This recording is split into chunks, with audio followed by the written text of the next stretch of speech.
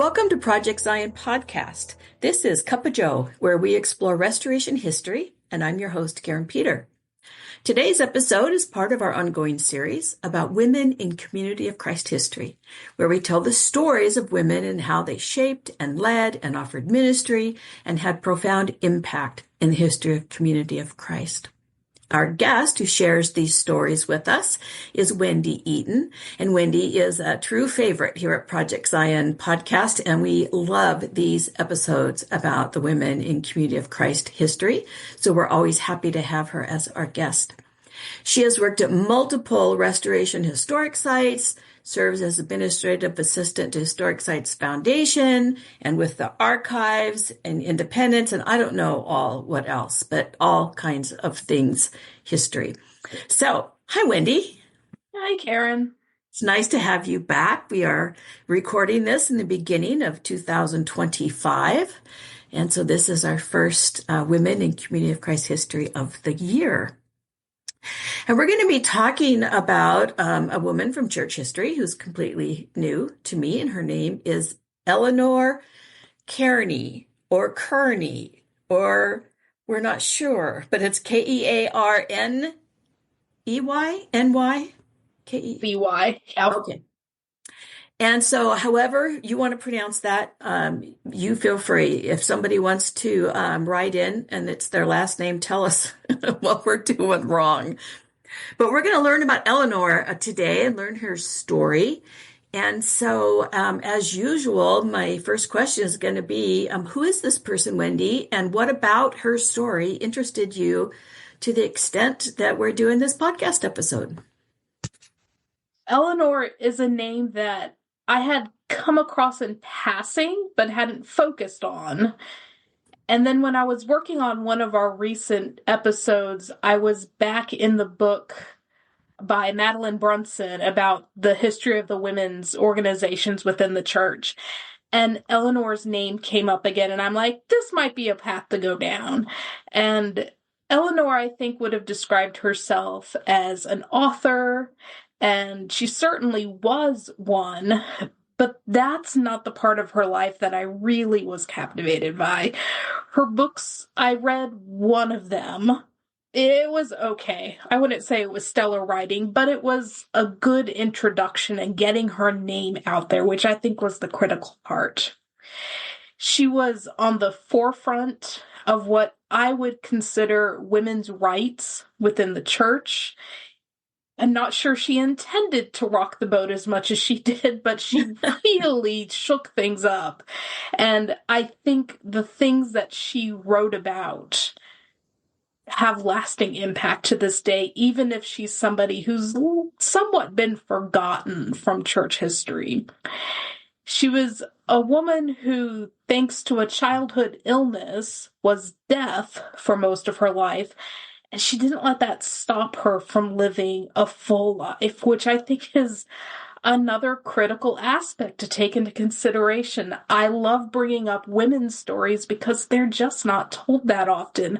Mm-hmm. But to find a person from history who fully embraced that they had a disability, however you want to term that today, and she didn't let it stop her. She just kept going. And so I was just fascinated by everything about Eleanor. Not only did she keep going, but apparently was a boat rocker. So we definitely need to hear her story. She was. And so I have a little bit of a different approach with this one. So I didn't find any full-length biographies on her, or autobiographies. She did write about herself. The one book that I read was a serialized story of her life, but she doesn't call it an autobiography, so I had to pair it with the few biographies I could find to see what was lining up, what did she maybe embellish a little bit, and what did she... So it's a little bit of a different approach to a life story, but I was able to find also a short autobiography that she wrote in the Journal of History, which was a pretty significant publication for a number of years within the church. So Martha Eleanor Waldorf is her given name, was born in September 1842 in Millersburg, Ohio. So this is about an hour south of Cleveland by our travel time today. She was called Eleanor by her family, and she was somewhere in the middle of her siblings. I never found a good count of how many siblings she had, but she had at least three sisters and one brother. I think there were other brothers, though. And her family was religious, but not really affiliated with one particular church. The children attended the local Baptist and Methodist Sunday schools when the parents felt the need to send the kids off to Sunday school.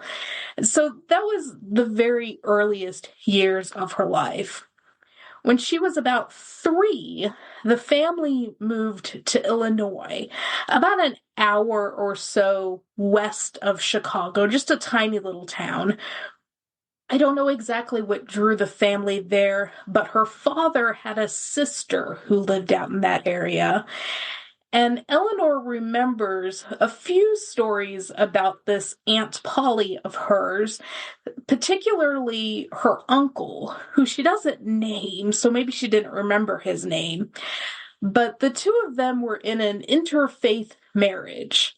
So Aunt Polly probably didn't have any particular religion, probably like Eleanor's parents, but her uncle was a Millerite, or some might know it as Adventist. I'm no expert on Adventists, but the Millerisms were a group in the mid-1800s who very much believed that the second coming of Jesus was imminent, and they prepared like nothing else. And a number of times they set dates that they believed Jesus was returning.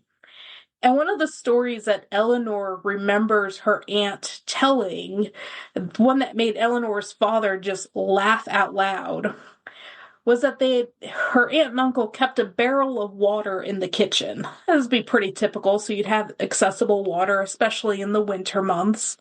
But the kitchen was cold, and so the water that particular winter would freeze and thaw, causing the barrel to expand and contract. And near the spring, the barrel couldn't take this any longer. And in the middle of the night, it expanded too much, burst open, cold water all over the kitchen. So her uncle goes downstairs to find out what the noise was, and he shouts up the stairs, "Polly, the time has come. Jesus is on his way." And Aunt Polly comes down the stairs, saw what happened, said, "Oh, you old fool. Do you suppose the day of judgment would come in the middle of the night?" So this was the religious environment. That is a mixed faith marriage right there. Some of Eleanor's earliest exposure to religion was some of this. We chuckle over today, but this is the world in the United States at this time period. Our own faith movement was heavily influenced by the millennialistic ideas of the time period. So she was growing up right in the middle of that, and I just couldn't help myself when I read that story. It just made me laugh too much. So they don't stay in Illinois for very long. By 1848 or so, the family moves back to Ohio.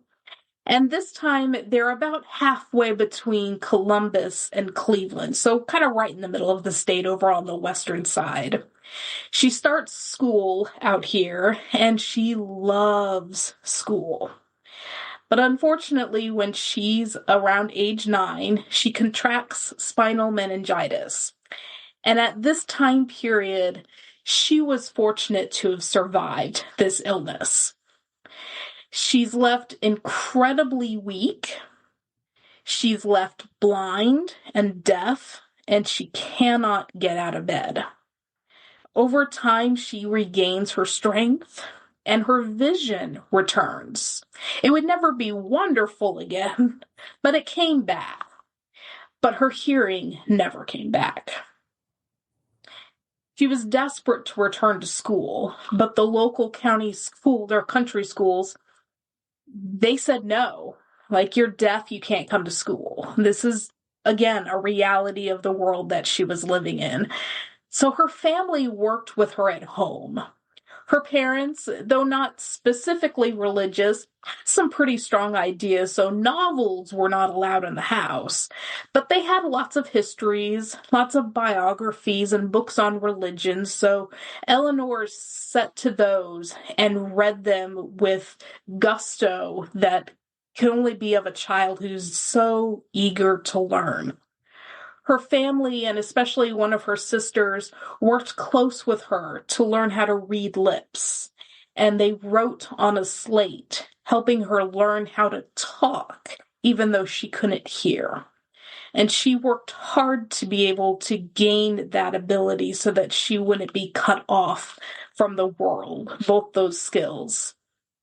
Her parents must have let up a little bit on their novel ban because she remembers reading Uncle Tom's Cabin. Uh-huh. And this is a really important book for the time period, especially with some of the work that Eleanor would engage in with her life. Because not only what we would term the racial justice movements that are beginning, the women's rights movements get tied very closely with this particular book. Eleanor's 19 when the Civil War breaks out. And during this time, she befriends an older woman named Rhoda Thurston. And Rhoda shared Eleanor's love of books and religious discussion. And she had no children of her own. She and her husband weren't able to have children, and so she loved having the company of Eleanor to come and share ideas with, especially over religion, and literature. And Rhoda, in particular, was intrigued by this restoration movement that she had heard about a number of years ago. She had first heard about Joseph Smith Jr. right around the time of his death. And as the two of them engage in discussions over religion, they discover that a man named Martin Harris had just moved back to Kirtland, Ohio. And they got his contact information and wrote to him, asking him all sorts of questions about what does this mean? What is this Book of Mormon? What is this continuing revelation? What are you talking about with this religion? They were very captivated by it. Eleanor's moving into her 20s. She becomes a full-time caretaker for her mother, who's ailing at this point. She visits Mrs. Thurston when she's able, but that slows down a little bit as well. Eleanor begins writing during this time period, especially poetry. She submits poems to her local newspapers, and one of them, Music of the Heart, was selected to be printed in a journal of poetry for the state of Ohio. And it's short, so I'm going to read it to you. Music of the Heart. They tell me of the wonder spell sweet music holds o'er all, and sigh to think that on my ear no sound melodious fall. All music's tones can penetrate beyond the touch of art. The one vibrates upon the ear, the other on the heart. Does love's dear fingers touch the keys, sweet are the notes they raise. Pressed by religion's holy hand in anthem swells of praise. Yet love, nor hope, nor joy alone, all symphonies impart, for grief is oft in cadence soft, in music of the heart. Unheard the organ's soaring notes, or sweeter vocal strain, and yet my soul responsive trills an answering refrain. Unconscious of the master's skill, the touch of finished art, I know their inspiration springs, the music of the heart. This poem caught the eye of a man named Harvey Kearney. He was also deaf, and so this touched him where hearing people were not quite touched in the same way. He wrote to Eleanor, and they started a long correspondence discussing literature and poetry and religion. end their shared challenge of deafness. Not long after Eleanor's mother died, Harvey asked to meet her. And after a year, he asked her to marry him. They were farmers by day, but they continued to pursue their literary dreams. And a year after they were married, they welcomed a son named Willis. And not long after that, Harvey was offered a job south of St. Louis with a publisher.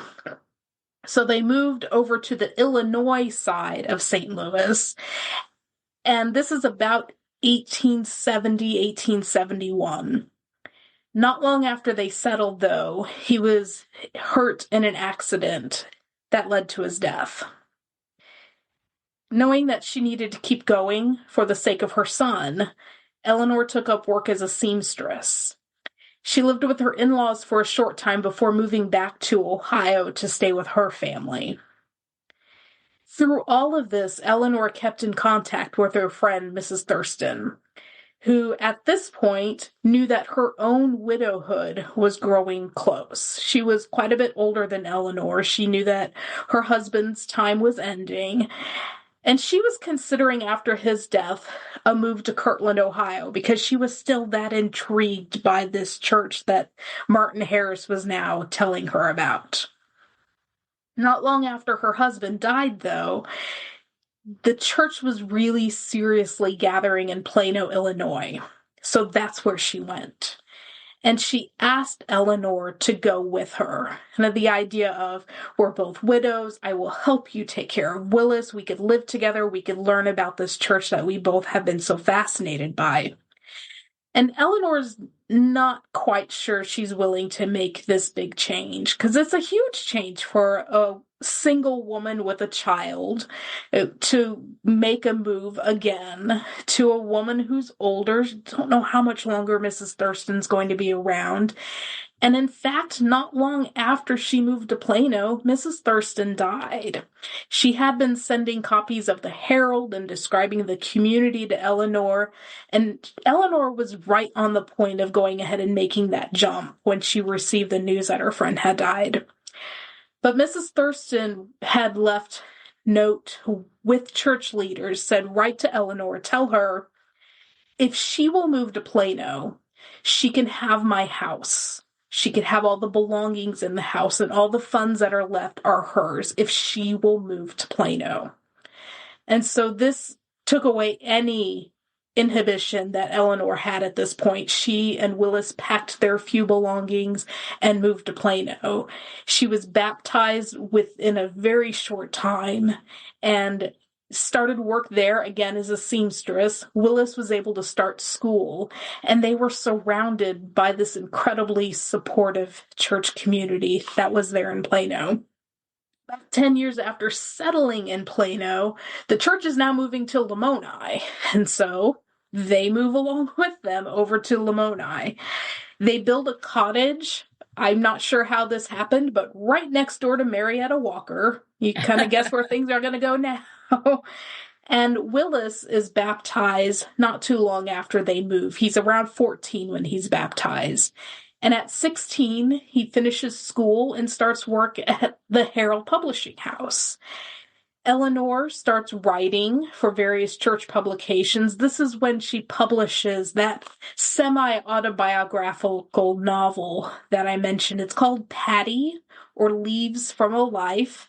It appears in Autumn Leaves, and it's published. The very first chapter is in the last issue of 1888, which is the first year Autumn Leaves is published, and the story continues through 1889 and 1890. Willis, ever devoted to his mother, because she was so devoted to him, recognizes that as great as the community of Lamoni is, it's got a major drawback, and that's the winters. And I think anybody who has ever lived in Lamoni over a winter would agree with that statement. He wants her in a warmer climate because even though she's managed to survive a lot so far, she's getting a little older. He's concerned about her longevity and wanting to take care of her. He's received as much training as the publishers at Herald could give him, and he finds newspaper work in Arkansas. So they move south. They're not there very long before he meets a young lady, and they marry, and they move up to Nevada, Missouri, which is kind of in the very southeast or southwest corner of the state. Tiny little community. But Willis and his wife, Ermina is her name, they happily have a space in their home for Eleanor. Ermina has a great connection to her mother-in-law. They both love literature, and Ermina's also regularly submitting stories and poems to church publications. The three of them sort of welcome a little baby to the household, a daughter who's named for both her grandparents, Orpha Eleanor, which Orpha's an interesting name. That's a new one to me. And they live there in Nevada for quite some time. They're settling there around 1898 or so. They stay there till about 1925. And they only move at that point because Eleanor needs more long-term care by now. And there is a church retirement community in Holden, Missouri, which is not very far from where I grew up. And so Willis and his little family settle in Clinton, Missouri, which is about a half hour south from Holden, and Eleanor moves into the Old Saints home there. She lives there until 1930. She dies in the early months of the year. She's buried in Clinton, Missouri. Now, I skipped over a major part of Eleanor's life because I really wanted to focus on it, and it's a little more complicated than a straightforward biography. So during the 1880s, there's quite a stir among church members. So Eleanor and Willis are living in Lamoni at this time, or they're moving into Lamoni in 1880. And members at this time are really concerned about women's roles. And we've talked enough in this podcast series about women in this time period. I'm pretty comfortable saying that the women of the 1880s and 90s are powerful at the same time as they are powerless. Because they are so stubborn and smart and determined to support the church that they are devoted to, that they put up with a lot of discrimination. But in many ways, when you look at the details, and I really need to kind of make a spreadsheet of all the women that I've studied, they are the backbone of the church. They are printing the Sunday school material. They are regularly submitting letters and articles and poems to the Saints Herald. Their biographies are showing up in the Journal of History. They are writing hymns for the church that become a part of the hymnals. They are a significant part of the church, and we don't recognize them enough for what they were doing.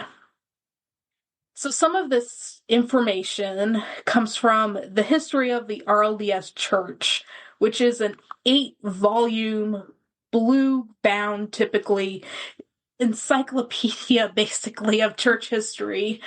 But then most of it comes from Madeline Brunson's book titled Bonds of Sisterhood, a history of the RLDS Women's Organization. I'm pretty sure I've talked about this book before. And it's published recently enough, early 1980s, that I imagine a lot of congregations have a copy of this book if they've been around since that time period. And so in chapter 3, Madeline Brunson devotes to something called the Prayer League, or later it's called the Prayer Union. And Eleanor essentially starts this. And so one biography quoted Eleanor describing the prayer union as, I want to get this right, so, quote, a means to a better spiritual growth in both young and old, And with the approval of Brethren Joseph Smith and W. Blair, I organized the Sisters' Prayer Union for 1 hour's prayer on prepared subjects concerning our duty in the homes and the church. The spread from our local union to all the states, to Canada, England, and Australia. It was opposed by some, but it was upheld by Joseph Smith and W. Blair, end quote. So the Sisters' Prayer Union was essentially run through the Saints' Herald. So a lot of church leaders had to clear what was going into the Herald to see what was going on. And Eleanor would prompt a subject to pray over. And she specifically was thinking those sisters who don't have a congregation nearby. She was concerned about them not having a way to develop their own spirituality. And so she said, if nothing else, at least once a week, pray the Lord's Prayer. And watch the Mother's Home column, which is the women's column within the Herald, and we will give you ideas of things to pray over, or if we hear of specific needs within the church, with the leadership, with other church members, and that way you will learn how to pray, you will better yourselves, and you will be thinking about your church that you are a part of. And so this was a very, very simple idea, helping people learn how to pray and giving the women something to do for themselves to develop their own spirituality. But there were some issues. Mostly because the women were really excited by this idea, and where they had the opportunity, they wanted to gather together to pray. And so in places like Lamoni, where you have hundreds, if not thousands of church members, the women are getting together in very large numbers and conducting prayer services on their own. Uh-oh. Exactly. I know where this is going. So the Prayer League, as it eventually gets known, it starts to grow. And Eleanor and Marietta Walker want an idea of how many women are committing to this idea of praying the Lord's Prayer, of devoting an hour or so a day to praying over the church. And so they said, we won't publish your names, but write into the Mother's Home column. Tell us where you are, if you're praying on your own or if you're meeting with others to pray together. And there are thousands of women across the United States, Canada, Australia, the United Kingdom, basically the English-speaking world of the church at that time. Women are very on board with this idea of gathering together to pray. So Eleanor writes a letter routinely into the Mother's Home column, as I said, to give advice on what to pray over, if they've heard that one of the women has written and asking for prayers, things of that nature. And so Eleanor writes in specifically thinking about those who are asking for prayers of healing because they were sick. And they might not have an elder nearby to perform the sacrament of administration or of laying on of hands. And so she writes in that to do an administration, it really needs a priesthood member. But if you don't have an elder who could come to you, there's no reason why you can't pray for yourself or have a sister pray for you. This causes issues because now you're starting to encroach on what they would have termed priesthood authority, who has the right to administer sacraments. Is it a sacrament? The women certainly seem to be approaching it like a sacrament. And so we start to have problems, and debate starts to arise between the women who are gathering and really excited by this organization and men and other women who are afraid that this is threatening priesthood authority. And so you start to get debate that's playing out in the Herald over this whole subject. And eventually the prayer unions would be disbanded. They would be told, okay, you can't do this anymore. So the women are pretty upset that they've been told, no, you can't gather. And Eleanor at one point says, if you're gathering, continue to gather. If a priesthood member comes, invite him in to lead you. Then she adds, if a layman, so not a priesthood man, comes in, go on with your meeting. He has no right to take over simply because he's a man. And so she's trying to balance out this passion for the women to have this right to pray together without a man leading them, with respecting the priesthood of the church that she's so devoted to. Mm-hmm.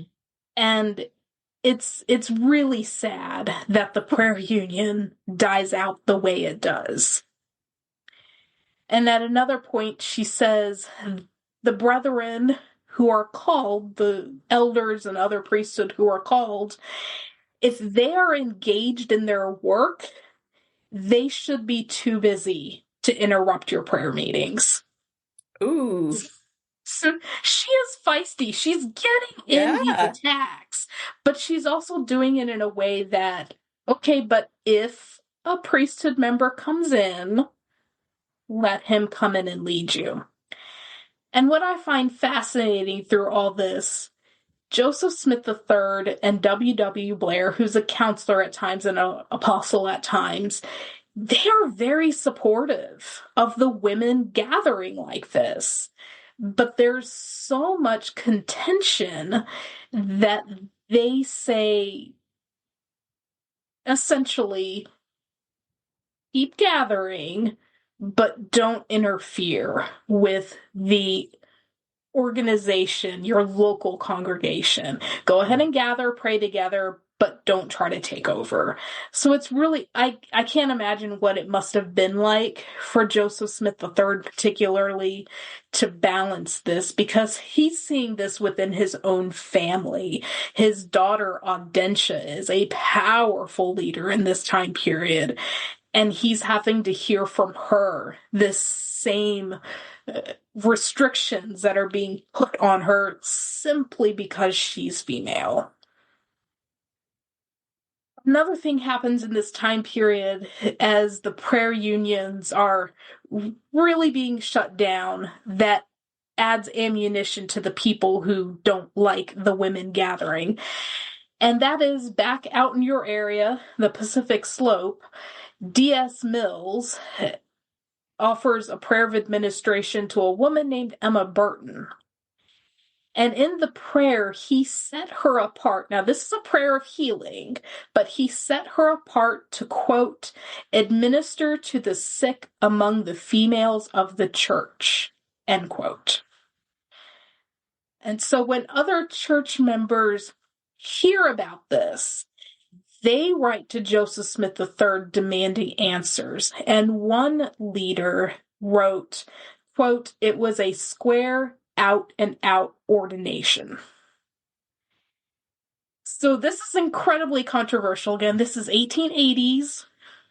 Women do not have priesthood access or another 100 years. Ability to be ordained. Wouldn't for nearly 100 years.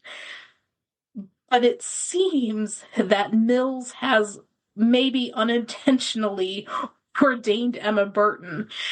If you're interested more in that particular story, I know Barb Walden talked about it in a Cuppa Joe episode, and I looked it up. It was 118. But as I pulled it up, I was reminded that Becky Savage also talked about this particular story in the first part of her episode, A Journey Towards Ordination, Women in Community of Christ, and that was 165. So that's two if people want to go hear a little more of Emma Burton's story. So it diminishes this prayer union. It diminishes. The women are devastated. 1891, Eleanor writes into the Mother's Home Call-in to the women who are like her, upset over this. Women have no right to call meetings of any kind in the church. No right to conduct them when they are called. All that was left to us was to retire by ourselves to avoid usurping any right of the priesthood. May we do that? That is the question on which it all hinges. End quote. So you could tell she is very sad over this development. And not long after this would be the time that her family would move down south. And there was a church community in Nevada, Missouri, but it wasn't a very big one. And so as the women's rights movement within the church continues in the major gathering places of Lamoni and in Independence, Missouri, she's not there to be a part of it. So in Madeline Brunson's book, that's again chapter 3. It's the entire chapter is this whole saga. The following chapter has one of my favorite Joseph Smith III quotes of all time. And this goes back to his daughter Audentia. And so I don't think Eleanor would have ever heard this. It's possible, I suppose, she may have gotten wind of it. But this was a letter that Joseph wrote to Audentia when she was talking to her father about the difficulty they were having at the next general conference. The women wanted to get together and have their own meeting, but the priesthood members were not letting them. So here's her father, president of the church, and he writes to her this incredible line. My opinion is the Daughters of Zion, which is what they called their organization at that time, the Daughters of Zion should engineer and conduct their annual meeting at Independence entirely within themselves. Presiding officers, secretaries, ushers, speakers, and all. Do not ask a brother to peep a word. If you go down with your colors flying. Women on deck in command. Women at the guns and at the helm. Don't let an elder or the son of an elder have anything to do with it from A to Izzard. That's my opinion.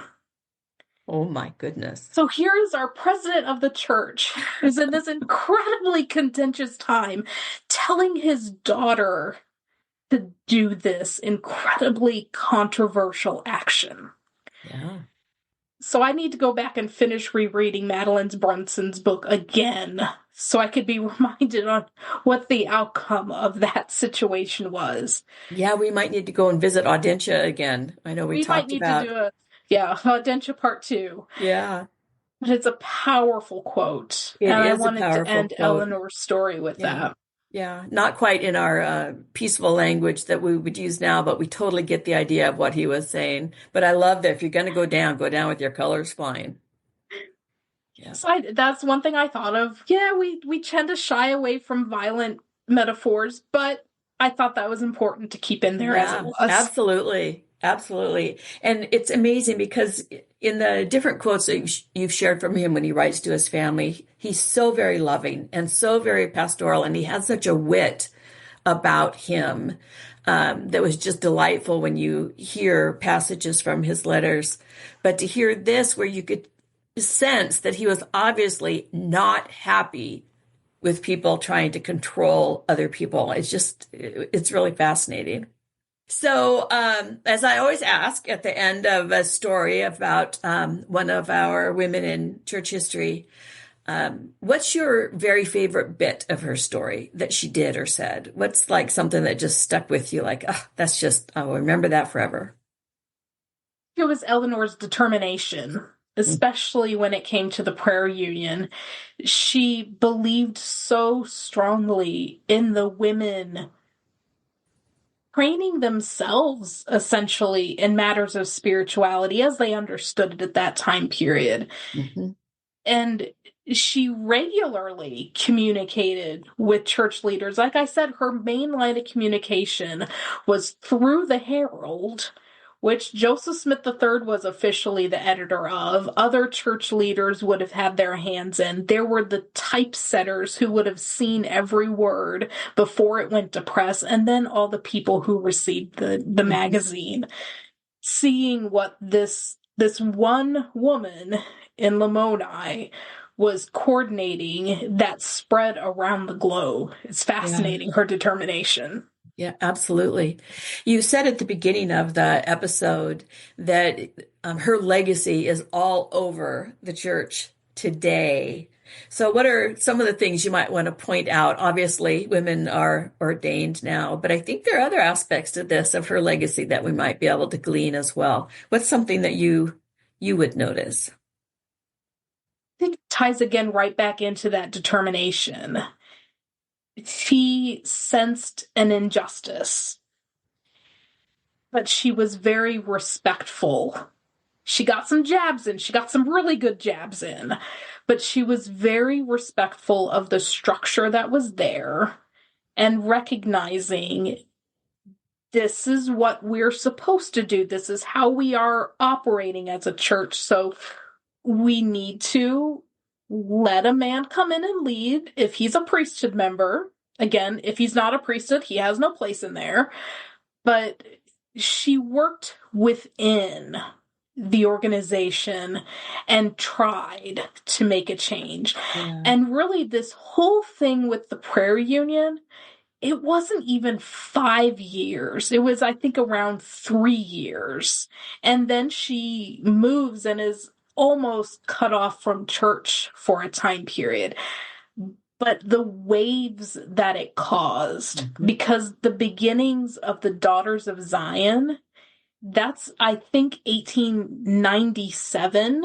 So 2 years after Eleanor moved south to southern Missouri.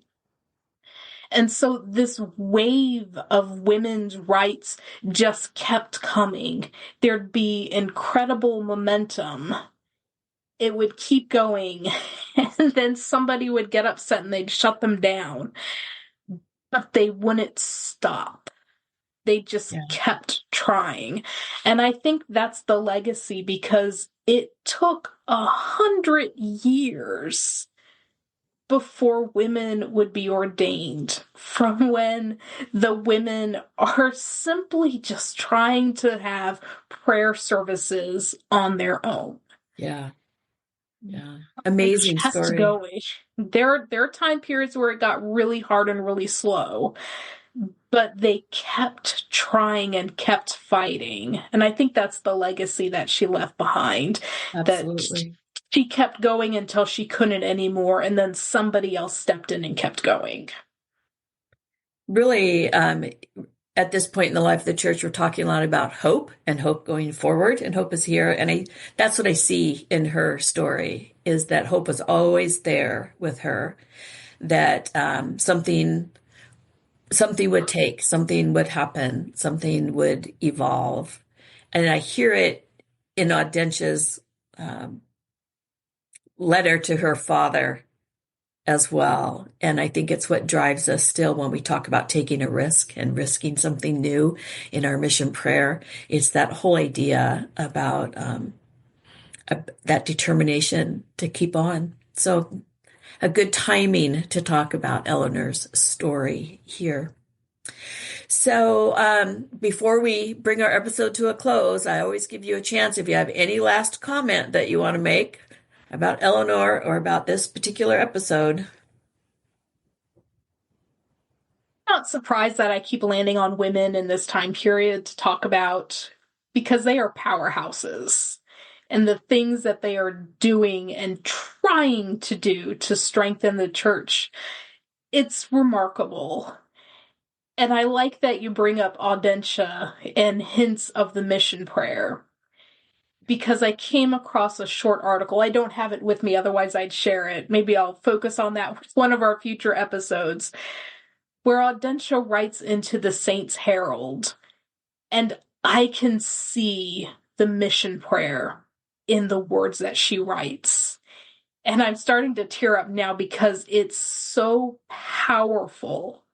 And I think it's 1950, maybe 51. Mm-hmm. And like I said, you could very clearly see the mission prayer in words of a woman in that time period. And it's fascinating. We'll look forward then to that episode when we look into Audentia's life a little bit more and her influence on the church as she grew into adulthood. So for today, I want to thank you again, Wendy, for all your work to put these episodes together. It's just wonderful to hear the stories, and I always look forward to the next installment of our Cuppa Joe series, Women in Community of Christ History. So listeners, if you have a question for Wendy or perhaps a suggestion of a woman or women from Community of Christ History that you'd like to hear about, you can reach her at weaton@seaofchrist.org, weaton@seaofchrist.org. And again, this is Cuppa Joe, part of the Project Zion podcast. I'm Karin Peter. Thanks for listening.